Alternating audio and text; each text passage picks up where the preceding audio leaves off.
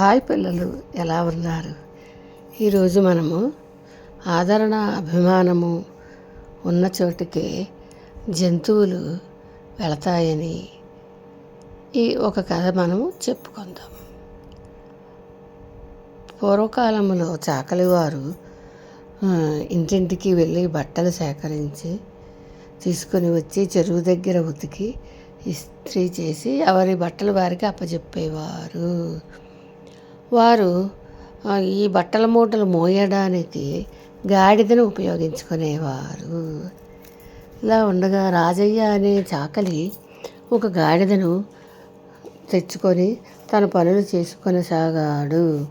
ఆ గాడిద ఎంతో దృఢముగా ఆరోగ్యముగా ఉండేది. అన్ని పనులు కూడా చక్కగా చేసి పెట్టేది. ఇలా ఉండగా కొన్నాళ్ళకు ఎందుచేతనో ఆరోగ్యము దాని దెబ్బతిన్నది. ఆహారం కూడా సరిగా తినలేకపోయేది. పని చేయలేని పరిస్థితిలోనికి వచ్చింది.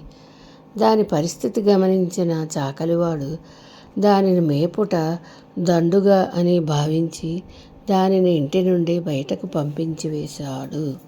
పాపం అది అలా ఊరిలో తిరుగుతూ ఆహారం దొరకక బాగా నీరసించిపోయినది. దానికి తోడు అనారోగ్యముతో కూడా బాధపడసాగింది.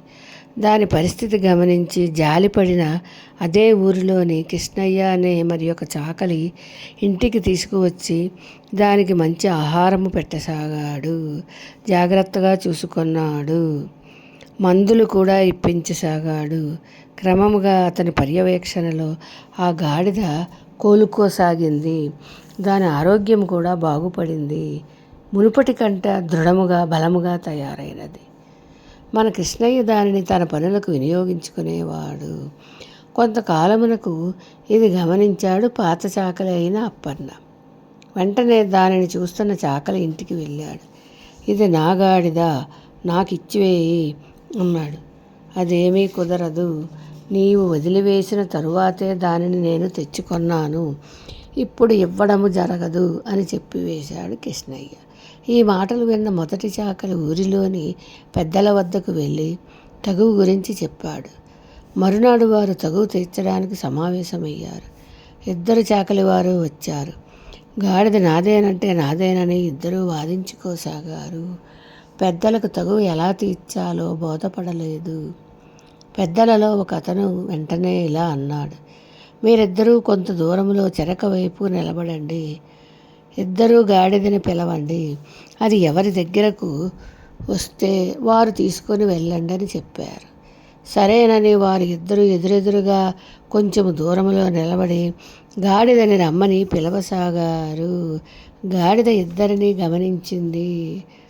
తాను జబ్బుపడినప్పుడు తీసుకొని వెళ్ళి ఎంతో జాగ్రత్తగా చూసుకున్న కృష్ణయ్య దగ్గరకే అది వెళ్ళసాగింది. మొదటివాడు ఇక చేసేదేమీ లేక తన తప్పు తెలుసుకొని సిగ్గుపడ్డాడు. ఇంటికి వెళ్ళిపోయాడు. అభిమానము ఆదరణ ఉన్న చోటికే జంతువులు వెళతాయని ఈ కథ ద్వారా మనకు తెలుస్తున్నది. ఉంటాను పిల్లలు మరి.